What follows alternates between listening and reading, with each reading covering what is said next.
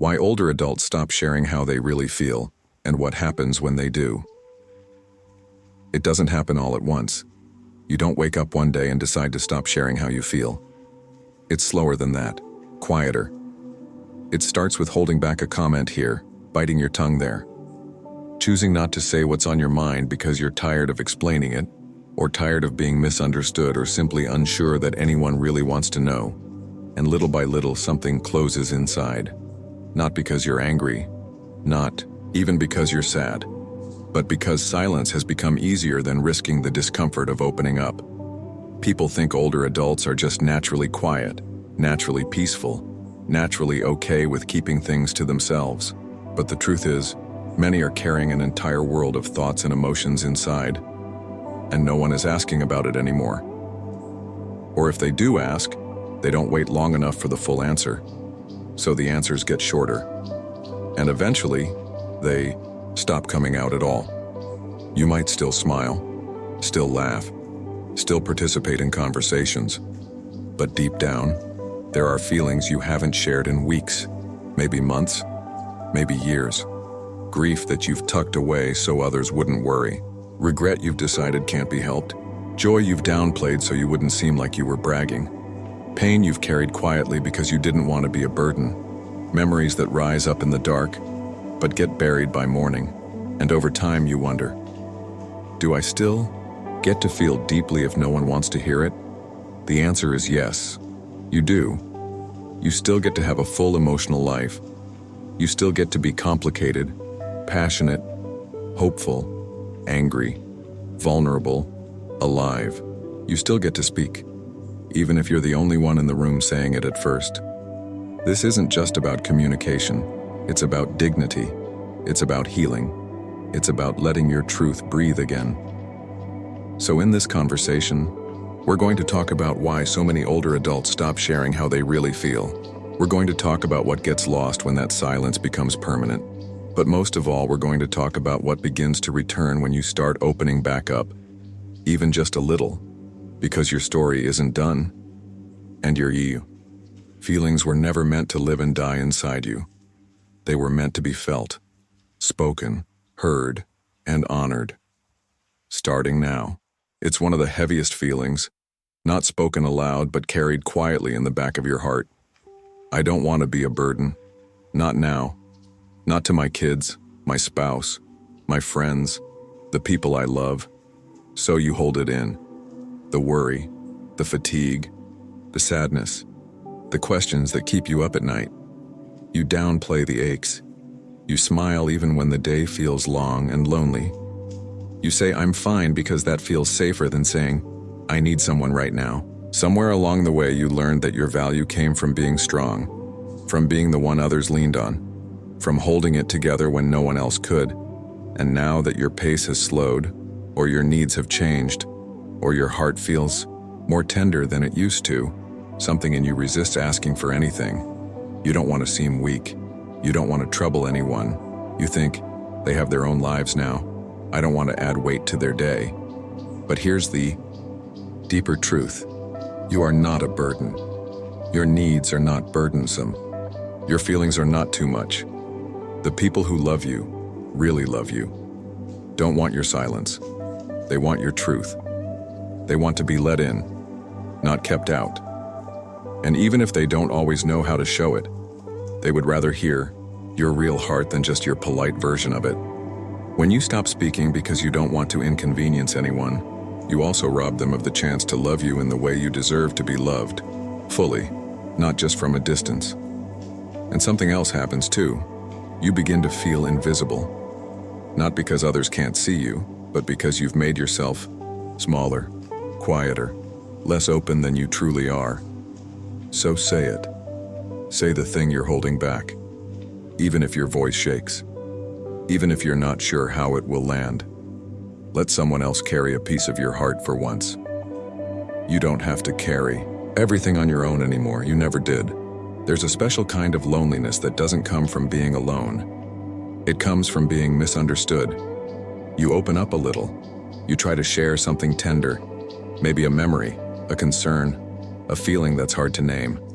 And before You can finish, someone interrupts with advice, or tries to fix it, or worse, tells you, don't think like that, or you're being too negative. And just like that, the door to your heart quietly closes again.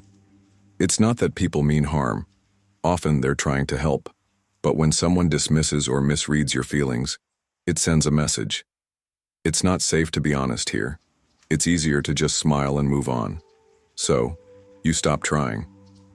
You keep the conversations light. You avoid going deep. You make small talk when your heart wants connection. You laugh when you want to cry. You nod when you want to scream. And slowly, you begin to wonder if anyone really wants to know the real you anymore.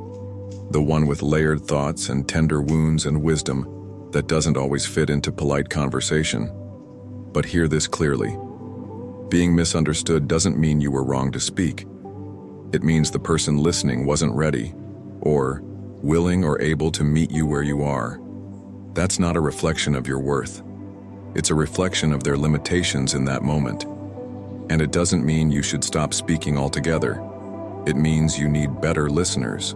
When the right person hears you, really hears you, and something inside begins to heal, you feel seen, respected, whole. Not because they fixed anything, but because they sat with your truth and honored it. So don't let past misunderstandings silence your voice. Your feelings are still valid, still real, still worthy of expression. You don't need to be perfectly understood by everyone, and just deeply heard by someone. And that starts with trying again. One small truth, one open moment, one more act of courage. You're not hard to understand. You're just deeper than most. People take time to explore, and you are so very worth knowing.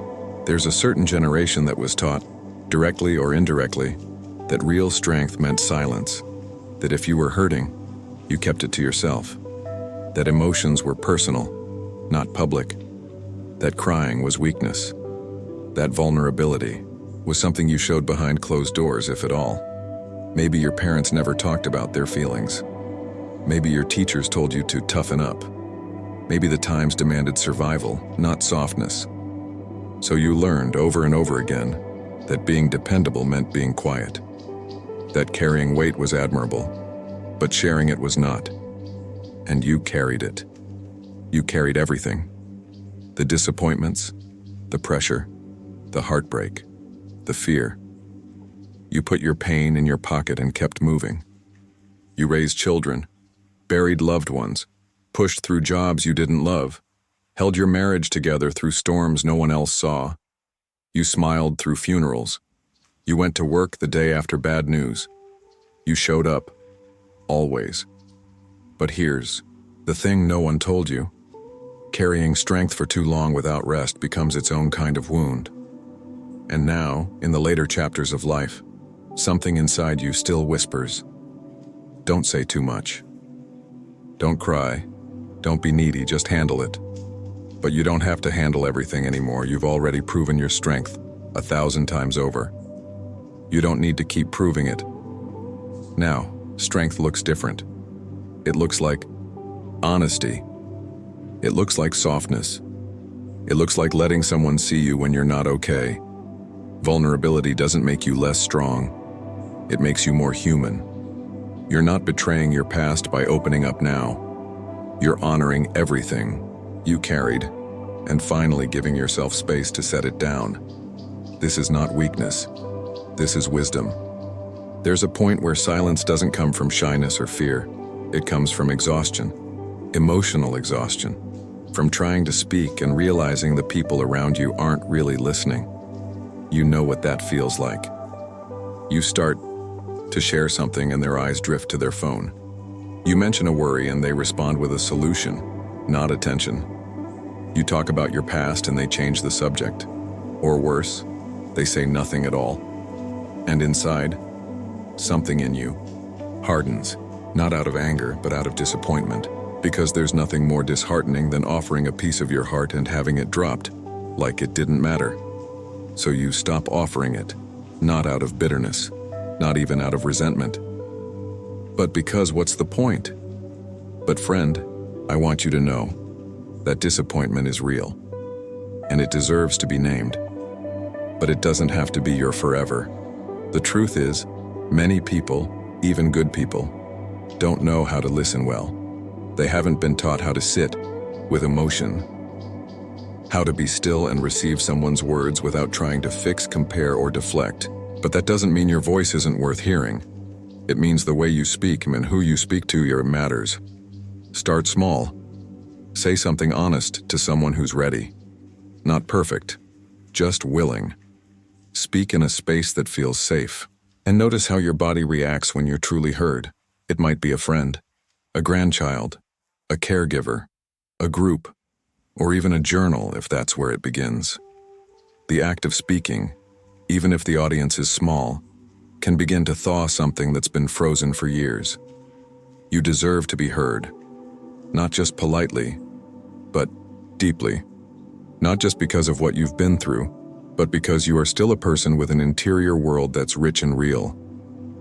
Let someone in, even just a little, and watch how much lighter you begin to feel. Not because your pain disappeared, but because it was finally witnessed.